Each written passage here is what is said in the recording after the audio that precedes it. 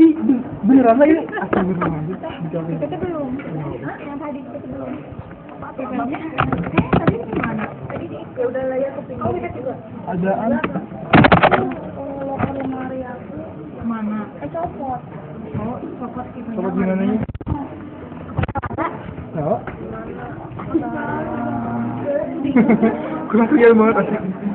Ya jadi kita tuh sekarang lagi iseng, lagi bikin selfie video. Mumpung bapaknya belum ada, jadi kita udah selesai praktikumnya. Sekarang kita bertiga, aku, Ainun, sama Dan. Tuh tangannya aja. Ya, coba perhatiannya. Yang piket kelompok 10, 11, 12 coba dulu semuanya dulu. Kita masih ada waktu sekitar 30 menit lagi. Berarti 15 menit kali ya. Kita bahas apa aja sih yang harus kalian bahas di pembahasan supaya pembahasannya terkontrol gitu ya. Jangan ada yang sampai curhat. Terus ada hal-hal yang nggak penting dimasukkan. Jadi gue berdiri sendiri gitu. Iya. Nggak apa-apa, kapan lagi. Ya, coba. Pertama yang kalian bahas itu, nih ya, yang kalian bahas itu adalah prinsip praktikum kali ini. Kalian itu kan, tujuan dulu. Tujuannya mau ngapain? Dan ingat, jangan sampai tujuan kalian tuh melatih mahasiswa untuk bla bla bla. Emang kalian yang dosen itu siapa gitu kan? Kan kalian yang melakukan, berarti misalnya mengidentifikasi senyawa-senyawa kimia berdasarkan bla bla bla bla dan seterusnya. Pertama tujuannya dulu. Nah, kedua yang kalian harus bahas di praktikum adalah prinsip percobaan kalian. Misalnya di percobaan kalian itu kan yang sekarang itu kan adanya zat kimia itu dapat dideteksi dengan ciri-ciri tertentu. Misalnya terjadi perubahan warna, perubahan suhu, terus terbentuk endapan, terus mengeluarkan bau seperti itu. Nah, itu yang dibahas. Nah, terus yang kemarin saya ada yang nanya kan kenapa saya menuliskan peralatannya tapi disalahkan. Maksud saya gini, untuk yang kemarin itu misalnya kenapa kalian pakai labu ukur. Nah, yang saya salahkan itu orang-orang yang menuliskan pada percobaan ini kami menggunakan ini labu ukur, gelas kimia, gelas picat ukur, picat kilometer itu salah. Tapi misalnya labu ukur digunakan untuk membuat larutan dan bla bla bla. Jadi fungsi dari peralatan yang dipakai. Nah, untuk sekarang karena kan mayoritas perubahan yang terjadi itu terbentuk endapan ya. Nah, jadi ada dua hal yang harus kalian bahas. Yang pertama adalah bagaimana sifat-sifatnya. Misalnya kalau klorida itu mengendap jika berikatan dengan apa, terus kalau misalnya hidroksida itu mengendap dengan apa, Cl udah, Ag dan seterusnya. Kan kalau misalnya semua nitrat itu larut dan lain-lain. Itu yang pertama. Dan kedua, kaitkan dengan kelarutannya. Gitu kan, kalau misalnya kita berbicara endapan, itu otomatis dipengaruhi oleh kelarutannya. Coba saya tanya. Zat yang mudah mengendap, kelarutannya lebih kecil atau lebih besar? Lebih apa? Lebih apa? Lebih apa? Kecil besar, besar kecil kecil? Kecil besar besar? Jadi lebih apa? Lebih apa? Besar kecil satu suara dong. Coba show your hand. Coba angkat tangannya siapa yang berani jawab? Siapa? Ya. Coba. Nggak bisa. Coba Dede. Kelarutannya lebih besar. Ya, karena apabila KST lebih dari konsentrasi, maka itu akan lebih mengendap. Oke, kelarutan sama KST sama dengan sama menurut kamu. Iya. Iya kan? Oke, ada lagi yang mau berbicara? Coba dong. Berani dong. Ayo. Kalau misalnya suatu larutan itu mudah mengendap, berarti kelarutannya itu kecil atau besar? Kenapa kecil? Kenapa besar? Ayo ada yang berani jawab? Ya, gimana sih? Ya, supaya itu dibahas ya. Nah, termasuk gini, kan kalian itu misalnya tadi yang praktikum pertama itu mereaksikan dua larutan kan ya.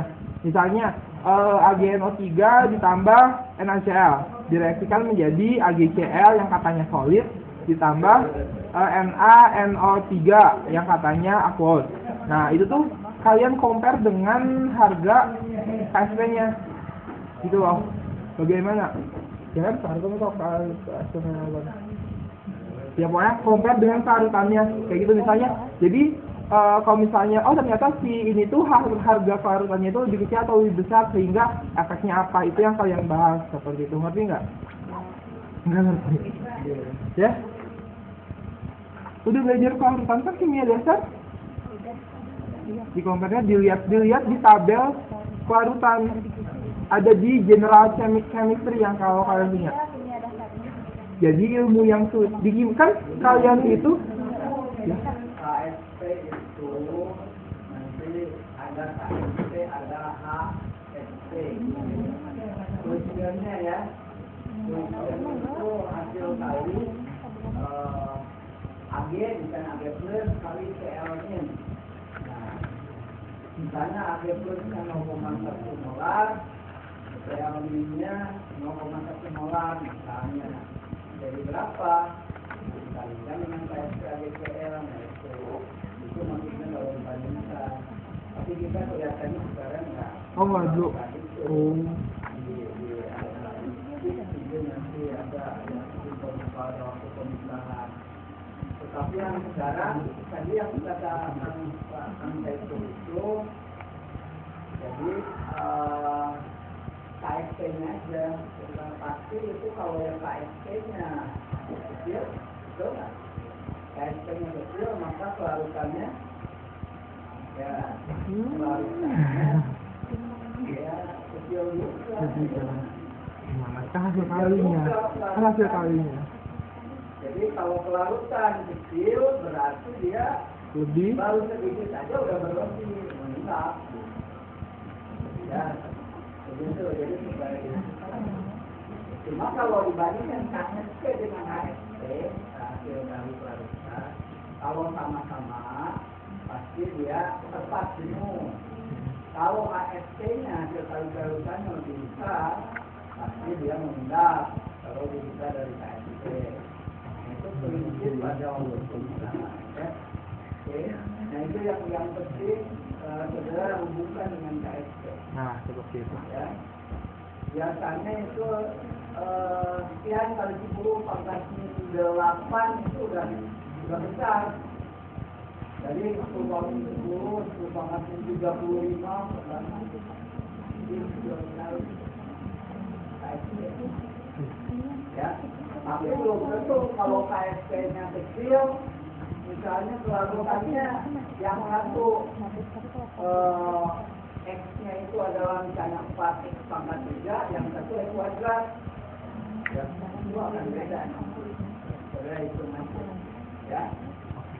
Ya itu diperdalam. Jadi kan karena ini praktikum kimia dasar, jadi ilmu-ilmu yang didapetin di kimia dasarnya jangan dihilangkan. Justru itu yang sangat dipakai. Kan? Oke, ada yang mau ditanyakan? Dan ini udah belajar analisis nanti diterapkan analisis. Iya, berdampingan kan sama analisis. Ya. Belajar analisis ini. Iya. Belajar analisis itu nanti terapkan. Ya. Oke, ada yang mau ditanyakan? Oh iya, gini, satu lagi, alat dan bahan itu disesuaikan dengan jumlah yang dipakai. Jangan bukan yang diperlukan. Jadi misalnya walaupun di sininya misalnya di handout-nya itu 10 mili, tapi kan pada kenyataannya mungkin kurang lebih 1 mili. Paling kalian pakai sampai 20 tetes nggak satu zat? Enggak kan? Ya berarti kurang lebih sekian tetes seperti itu. Jadi realistis gitu. Terus coba deh, untuk pembahasan emang satu kelompok nggak boleh sama. Tapi untuk perhitungan dan alat dan bahan yang digunakannya pasti sama kan? Nah itu tolong dicek ulang lagi, jangan sampai beda-beda. Jadi nanti pertanyaannya tuh, kamu praktikum sama siapa? Gitu, kenapa sama teman kelompoknya beda? Kayak gitu. Kita juga akan itu di diskusi pembahasan setelah memberikan saran. Misalnya tadi tanahnya 5 gram misal ya. Saudara bisa aja untuk bikin larutan cukup misalnya 1 gram. 1 gram, kemudian apa, gitu ya, alasannya bagaimana. Terus larutan itu harusnya yang disebut larutan itu yang jernih. Iya. Nah, selain membuat jernih, tapi zatnya itu bisa dideteksi bagaimana caranya. Ya. Oke, ada yang ditanyakan?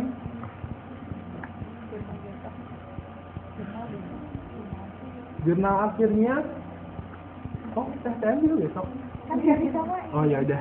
Jurnal akhirnya kelompok 1 sampai kelompok 5 hari Rabu jam 16 sama 6.10 juga sama di teh Ainun dan TTM. Terus untuk yang kelompok 11 sampai 15 di saya jam 14.40 ya. Setelah BK. Kan saya juga besok kuliah BK bareng kalian. Jadi setelah kuliah itu langsung dikumpulkan. Ya. Untuk ada pengamatan itu dibikin baru lagi di sebuah pengamatan atau lagi dari yang disatuan? kalau yang pertama kan kalian udah bikin ya yang di pralab. Nah kalau misalkan yang itu tuh pakai aja yang udah ada di pralab. Tapi kan yang ini tuh yang sampel tuh kalian belum bikin. Yang kalau misalkan belum bikin baru lagi di bawahnya. Yang kalian bikin tuh yang ini kan yang reaksi-reaksinya aja kan, misalnya zat apa ditambahkan zat apa itu jelas kan. Nah kalau yang ini kan karena larutan sampel tanah, sampelnya larutan tanah, jadi kalian nggak tahu kan bisa ada zat apa, cuma ibaratnya kalian tuh semacam mendiagnosa penyakit gitu. Alternatif. Kalau memang perlu ditulis, kalau Itu kan analisis. hasil pengamatannya bisa jelas. Nah itu yang penting hasil analisisnya yang paling penting tuh. Kan kalian mesti kan mengidentifikasi senyawa kimia, otomatis kalau misalnya terjadi fenomena seperti ini berarti ada apa atau nggak ada apa kayak gitu. Udah? Ya, dan dibuktikan ya, pakai keterangan seperti itu. Iya. Harus ada keterangannya. Berartinya terus juga ada keterangan. Oke. Ada yang mau ditanyakan lagi? Ya. Oh iya, oleh-oleh buat minggu depan. Maaf. Minggu depan itu penetapan persen massa air dan rumus kimia garam hidrat.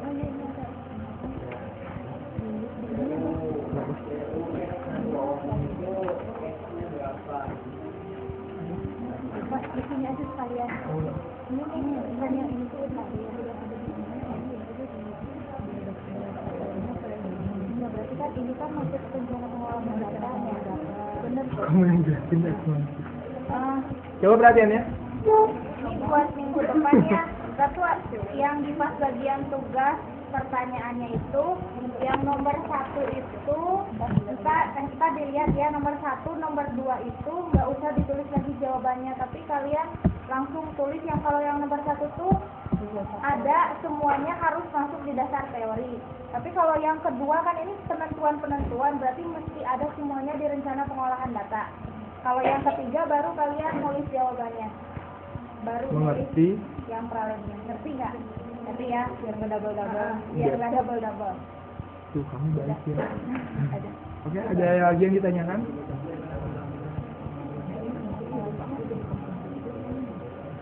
Sekarang jam 15.12. Bapak gimana Pak? Sudah cukup? Udah ini dipotong. Oke. Dede, KM, sorry. Ya. Jadi, kalau misalnya sudah selesai, dipersilakan untuk mengembalikan peralatannya ke lemarinya masing-masing. Ambil kuncinya dan tolong pastikan jangan ada yang dibawa ya kuncinya. Yang tiket ya lupa. Jangan dulu pulang. Kelompok 10, 11, 12.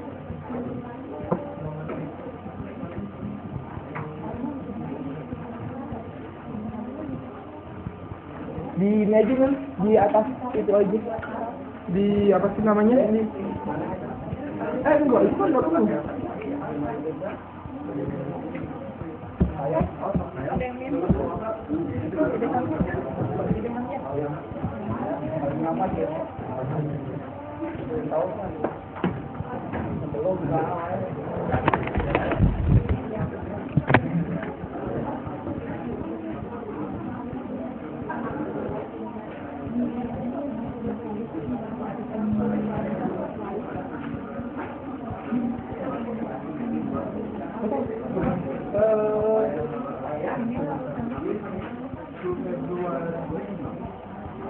Apa?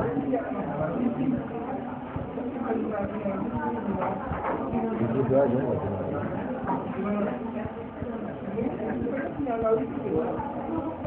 Ya ini yang ada labelnya.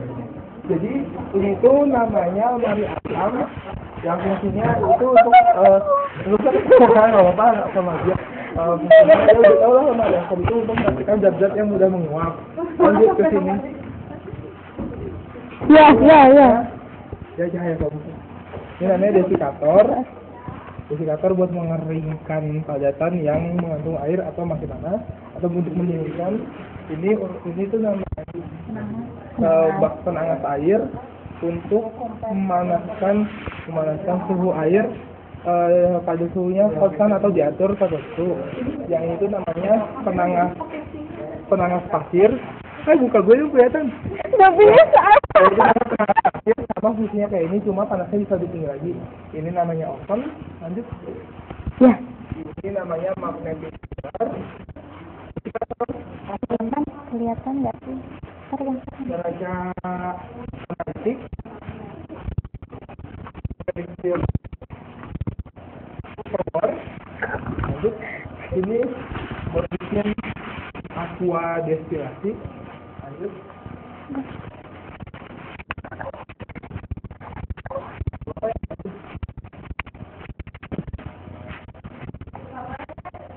Juga buat bikin air destilasi. Nah lanjut ke neraca analitik aja. Ini neraca analitik. Terus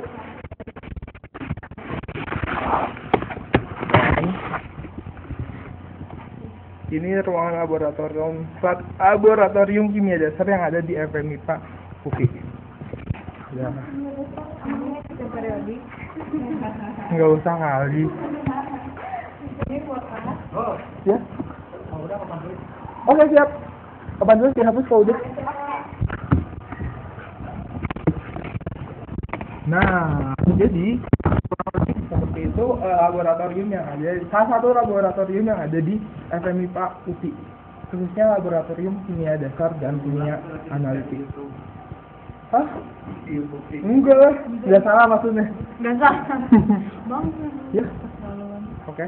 Punya Kan? Nah, itu kelihatannya bangku-bangku doang. Ini nih. Ini buang ya. buang aja. Udah dicampur aja tanahnya, tanah murni. Itu Tanah lagi.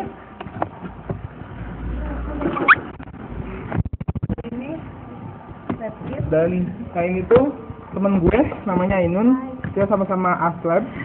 Yang ini, ya kalau itu namanya Aslab. Ini namanya Tean, sama Aslab juga satu.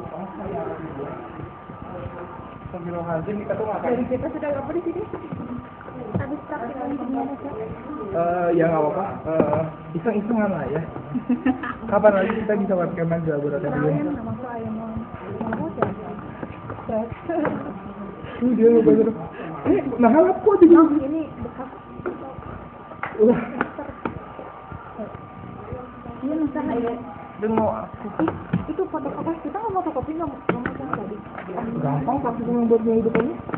Udah cuma itu teh ini kalau remata plastik. Apa yang tadi? Iya. Ibu. Cewek 4 digerus, dipanaskan, airnya hilang. Kalau remata plastik kan? Ya, tapi ini mah itu, ini mah cuma deketin kadar air doang. Iya makanya. Berarti dia tuh nimbangnya 2 kali. Pas ada air sama. Jadi seharusnya kalau di laboratorium itu harus pakai jasa terus. Dan Tapi sekarang karena udah selesai, ya udah jadi boleh. mana di luar? Harusnya sih di luar nggak apa-apa. Kalau udah kayak ini deh. What? Dasar gitu. Besok tuh kalian BK mulai dari jam berapa? Jam 1. Ya udah sip ya. Nanti kita ketemu di BK. Rapi-rapi gitu dong. Berarti dong, kayak gitu ya aku dong. Apa? Masih Udah ya? video ada. Udah ya? Jadi tadi tahu dari yang Dari tadi tuh kita dengar. udah ya? Oke, dicukupkan dulu, kita mau pulang. Dadah. Assalamualaikum.